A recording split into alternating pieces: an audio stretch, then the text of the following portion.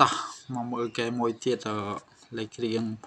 745 Call of Duty វគ្គ1អានេះយើងត្រូវពលាវាចុចខ្មៅស្ដាំហើយ extract វាណានេះ Power ISO អាហ្នឹងយើងប្រើជាមួយ WinRAR ក៏បានដែរបន្ទាប់មកយើង extract វានេះ Power ISO មកស្ដាំនេះ extract here នេះបន្ទាប់ពីយើង extract រួចហើយនេះវាបាន folder មួយនៅឡើយនេះបាទអញ្ចឹងយើងចុច2ដងហើយយើងចុច2ដងហើយយើងចុច2ដងទៀតហើយយើងចុចនេះ CODMP ចុច2ដងបាទចាំតិចមកហើយអា file ដើមម៉ាស៊ីនវាមិនបាច់គ្រប់ចោលទេឃើញលោវាខូចអាពណ៌លឿងហ្នឹងយើងអាច extract លេងតទៀតតែថ្ងៃណាយើងលេងធុញហើយយើងលុបចោលទៅយើងទិញហ្គេមថ្មីអានេះយើងយក single player អានេះវាមាន mod ទៀតណាបាទហ្នឹងមើលខ្លួនឯងហ្នឹងយ៉ាងម៉េចទេ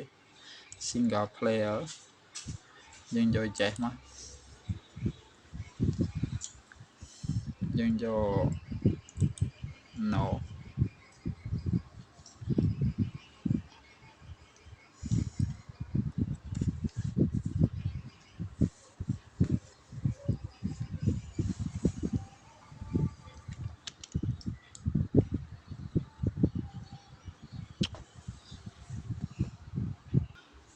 ឥ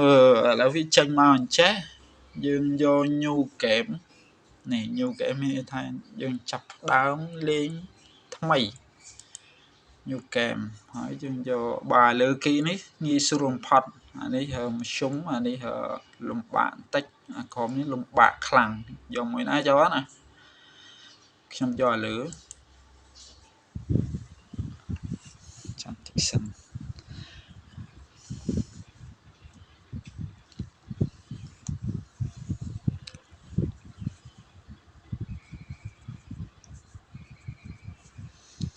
คลิกមកណា start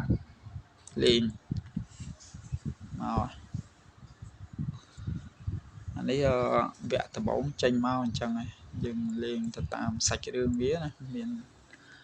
ត្រីវិស័យមើលទេណាលេចកាជើងដំបូងហេត្រីវិស័យហ្នឹងហើយអូខេអញ្ចឹងសូមបញ្ចប់វីដេអូ 2500 រៀល